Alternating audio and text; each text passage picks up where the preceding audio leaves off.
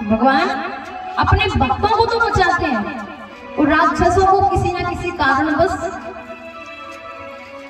ऐसा क्यों है? अरे वो भी तो भगवान के ही भक्त हैं। बताओ राक्षस भगवान के भक्त हैं कि नहीं है? जितना तो देवता भगवान का स्मरण नहीं करते उतना राक्षस करते हैं। तो बताओ जितनी तपस्या राक्षसों ने की उतनी देवताओं ने नहीं की। आज जैसे ही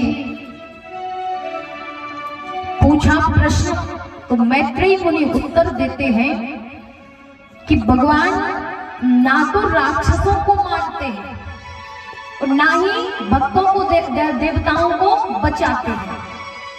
कहा देवताओं को बचाते हैं, दैत्यों को मारते हैं, यही नीति है। कहा महाराज आप ही से मर जाते हैं सुख कर कर खोटे का। मैत्रेयी मुनि कहते हैं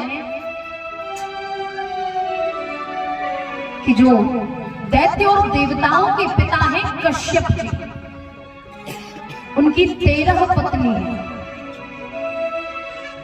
वैसे 17 है, 4 विवाह बाद में हुए थे, लेकिन मुख्य में माने तो 2 हैं और वैसे 17 हैं और 16 भी है।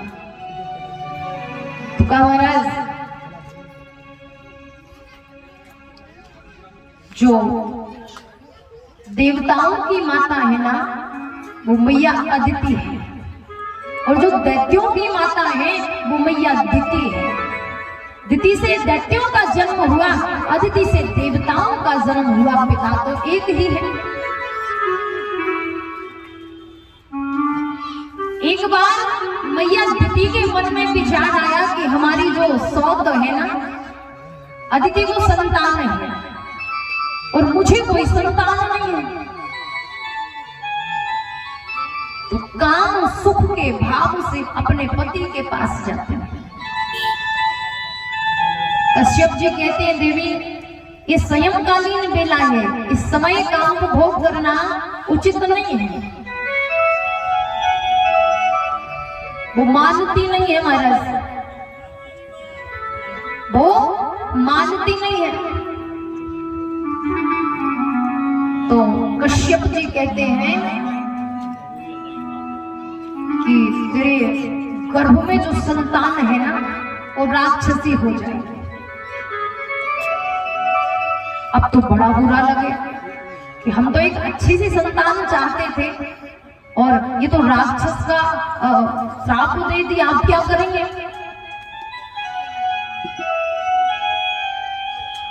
तो मैया दिति कश्यप जी के चरणों में गिर जाते हैं कि प्रभु संतान तो आपकी ही है, आगे चलकर नाम तो आपका भी आएगा,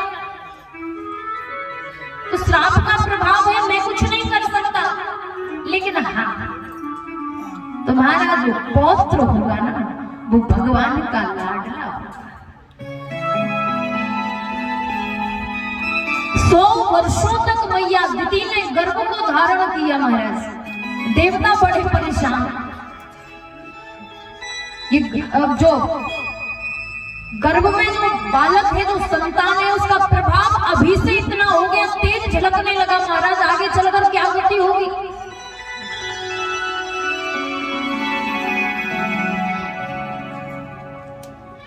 तो मैया दिति से 2 पुत्र जन्म लेते हैं, हिरण्याक्ष और हिरण्याकश्यप। लेकिन महाराज अभी बताया था ना कि अपने ही कारण अगर हमारे साथ कुछ गलत हो रहा है ना तो हमने भी किसी के साथ गलत किया। जो कुछ भी हमें मिल रहा है ना वो हमारा ही किया धरा है। तब आज 100 वर्षों तक गर्भ धारण किया, गर्भ में संतान जो हिरण्याक्ष और हिरण्याकश्यप है, ये कौन है महाराज? ये भगवान के पार्षद जय और विजय है।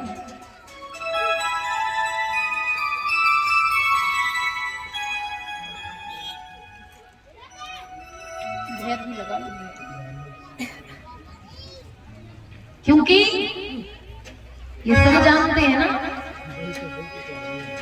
कि एतो पार्षदो महम जयो विजयाय चा कदर्थी कृत्यमायुद्धो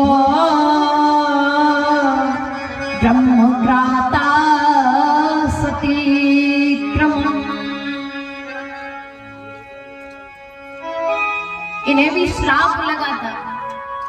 जिस किसी ने भी रामचरितमानस पढ़ी होगी उन्हें पता होगा। भगवान का पहला अवतार है सनक सनंदन सनातन सनत कुमार। ये ब्रह्मा के मानस पुत्र हैं चार। इनने ब्रह्मा से वरदान मांगा था कि हम 5 वर्ष के ही रहें, इससे आगे हमारी आयु ना हो, हम 5 वर्ष के ही रहें।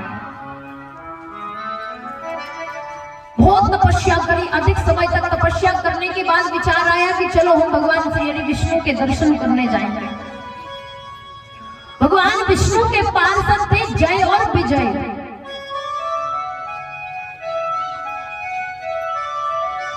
तो जैसे ही द्वार पर, कई लोग कहते कि रोका है, रोका नहीं है, या भीतर जाने से प्रवेश वर्जित किया हो। द्वारपालों ने सिर्फ इतना कहा था कि प्रभु ठाकुर जी शयन कर रहे होंगे, ये समय उनके शयन करने का है, आप थोड़ा सा समय दो, हम जाकर जो है पूछ कर आते हैं, तो आप दर्शन कर लेना। लेकिन महाराज क्रोध, तनिक से क्रोध में हजारों वर्षों की हुई तपस्या भी छीन हो गई।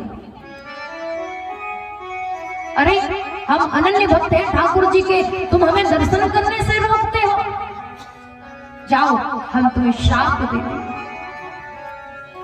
रामचरितमानस इशारा करती है